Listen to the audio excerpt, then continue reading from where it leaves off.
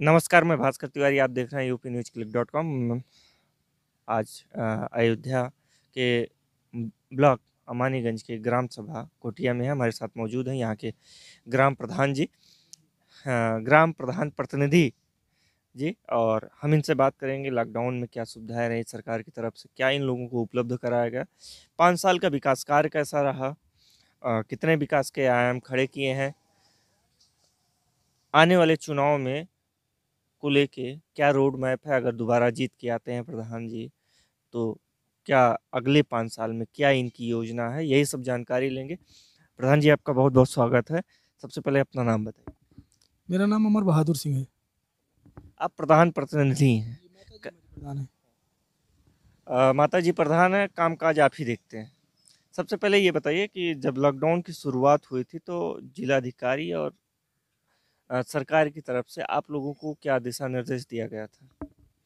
दिशा निर्देश यही था कि बाहर से आने वाले लोगों को कोई समस्या ना होने पाए रहने में, उनको क्वारंटाइन किया जाए।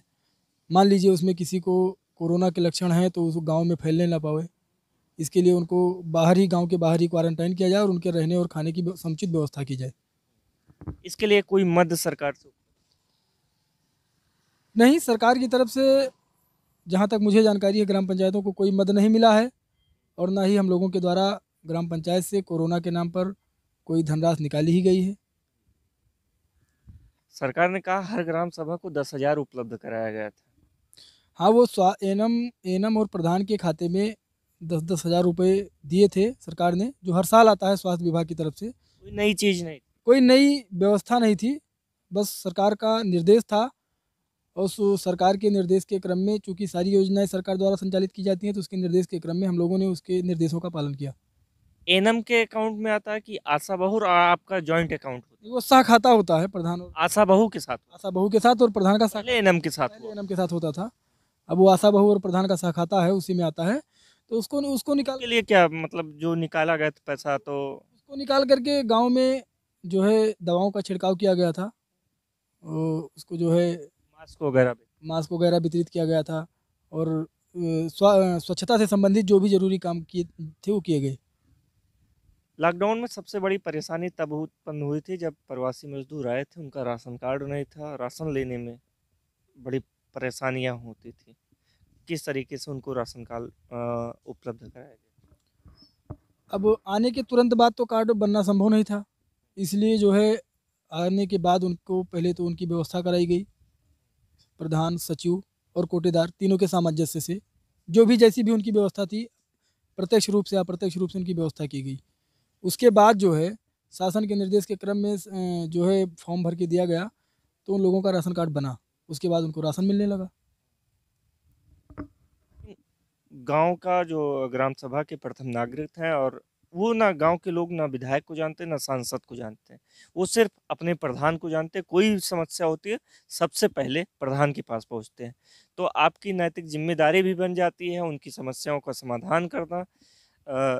तो इसमें यूनिट कट जाती है। अधिकतर लोगों ने बताया कि यूनिटें कट जाती हैं अचानक, और जबकि वो मतलब 2-3 महीने 4-6 महीने से उनको लगातार मिलता रहता है उसी व्यक्ति को, लेकिन अचानक कट जाता है। तो इसके लिए आप लोगों ने कहीं शिकायत वगैरह नहीं किया था? हमारे यहाँ क्षेत्र पंचायत की बैठक थी अभी लगभग 1.5 महीने पहले।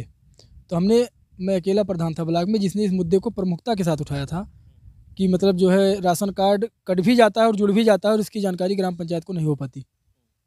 तो वहाँ खाद्य विभाग के सप्लाई महोदय थे, तो उन्होंने बताया कि ऐसा है नहीं। तो हमने उनको साक्ष्य के साथ बताया कि इतने दिनों के अंदर इतने राशन कार्ड हमारे यहाँ से कटे हैं और इतने नए जुड़े हैं, और जो नए जुड़े हैं वो टोटल अपात्र हैं। इसकी मैं पुष्टि कर सकता हूँ। पात्रों को काट के अपात्रों अपात्र का को चयन कर जोड़? दिया गया। ये लोग वहीं बैठे बैठे पैसा लेते हैं, फॉर्म लेते हैं, और वहीं से राशन कार्ड काट के और दूसरा जोड़ देते हैं पैसा पाने के बाद। गांव को सैनिटाइज कितनी बार कराया गया था? 4 बार। पूरे कोरोना काल के दौरान हमने जो है 4 बार गांव को सैनिटाइज कराया है। एक आध दो लोगों ने बताया सिर्फ ब्लीचिंग पाउडर का इस्तेमाल किया नहीं भैया, देखिए 2 बार तो हम लोगों को ब्लॉक से दवाएं उपलब्ध कराई गई थी, 2 बार। और 2 बार हम लोगों ने अपने पैसे से खरीद करके सैनिटाइज कराया था। ब्लीचिंग पाउडर तो नालियों में डालने के लिए इस्तेमाल गया। हुआ। नालियों में डाला गया था बताए। ब्लीचिंग पाउडर नालियों में इस्तेमाल होता ही, आप भी दवा जानते वही मशीन ब्लीचिंग घोल बना के बताए नालियों वगैरह में छिड़काव किया गया। नहीं, ब्लीचिंग पाउडर का? हाँ वो तो नालियों में, केवल नालियों में जो छिड़काव हुआ था वो ब्लीचिंग पाउडर का हुआ था। बाकी पूरे गांव को सैनिटाइज जो है वो सैनिटाइजर से ही किया गया था। पेंशन को लेके क्या व्यवस्था पेंशन की व्यवस्था, नए फॉर्म जो गए हैं उनका सत्यापन हो गया है।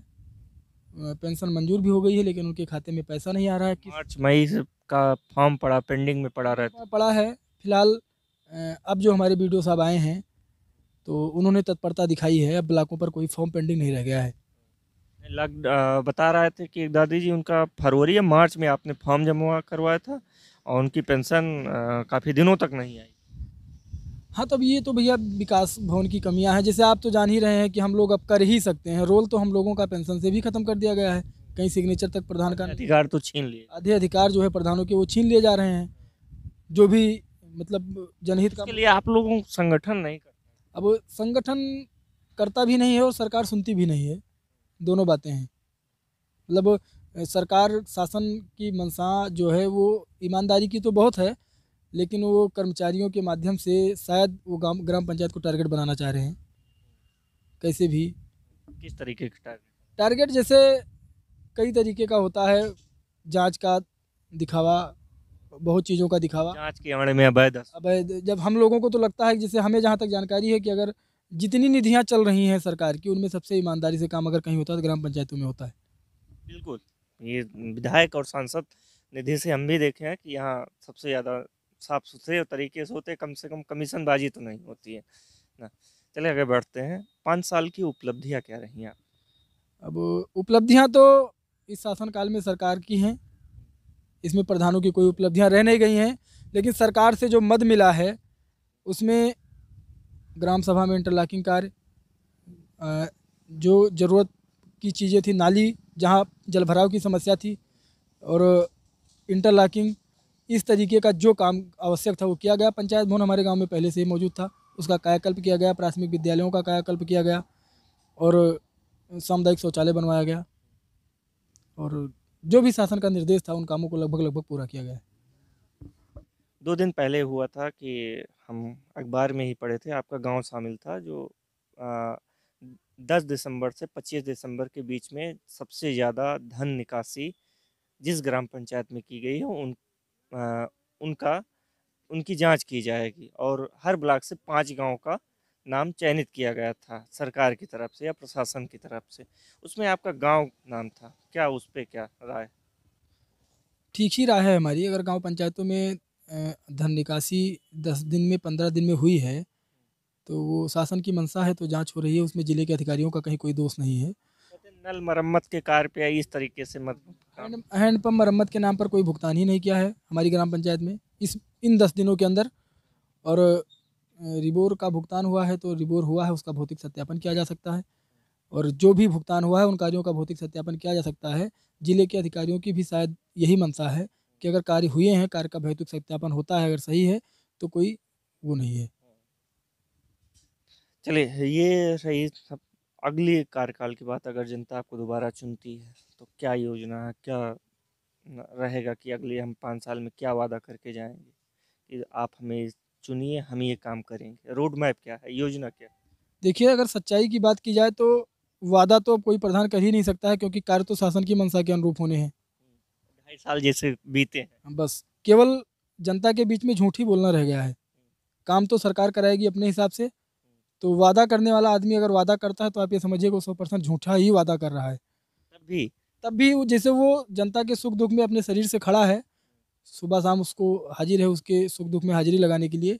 इतना ही वादा किया जा सकता है कि मैं आपके सुख दुख में खड़ा रहूंगा। बाकी विकास कार्यों को लेकर के अब जो शासन चाहेगा आप वही करेंगे, आप नहीं कर पाओगे अपने मन से। जो हमारी कोशिश रहेगी हम वही उतना कर सकते हैं। बस इससे ज़्यादा कुछ आप कर नहीं सकते। चलिए बहुत बहुत धन्यवाद, आपको अग्रिम शुभकामनाएं कि आप जीत के आए, दोबारा गांव का विकास करें। ये थे ग्राम सभा कुटिया के प्रधान प्रतिनिधि तौर में भाई साहब, जिन्होंने पूरी जानकारी दी। इनका कहना है कि सरकार के अनुरूप हम काम करेंगे अगर दोबारा जीत कर आते हैं। और हर ग्राम पंचायतों, हमने कई ग्राम पंचायतों के प्रधानों से बात किया तो उसमें यही रीज़न निकल के आता है कि सरकार ने काम करने नहीं दिया। और ये जायज़ बात है कि जब प्रधानों को अधिकार, वित्तीय अधिकार दे रखा है तो प्रधान को अपने मन से काम करने का अधिकार भी दे रखें। ज़बरदस्ती कोई काम ना थोपा जाए हम लोगों को जो एनालिसिस अगर हुआ, जो हमने किया, वो यही निकल के आते हैं कि पंचायत भवन और शौचालय पे सिर्फ टाइम ज़ाया किया गया। अगर कराना ही पंचायत भवन और कायाकल्प कराना ही था तो उसके लिए अलग से मद जारी किया जाता, ना कि ग्राम पंचायतों का पैसा उपयोग में लाया जाता। धन्यवाद।